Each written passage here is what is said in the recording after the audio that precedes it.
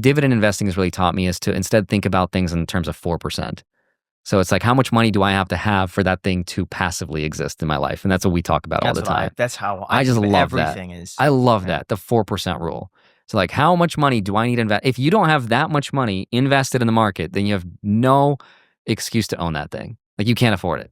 That's how I've always looked at affording. So is that anything. 4% per year or 4% of the amount? Well, if it depends. If it's like a recurring cost, like for example, if it's like a Netflix subscription, what's Netflix right now per $12.99? We'll call it. Let's say $13, right?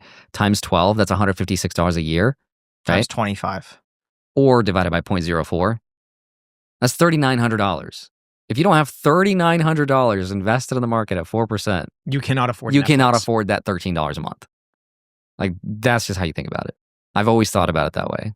I think that's the coolest way to think about it. And so that's what motivated me to build a dividend portfolio.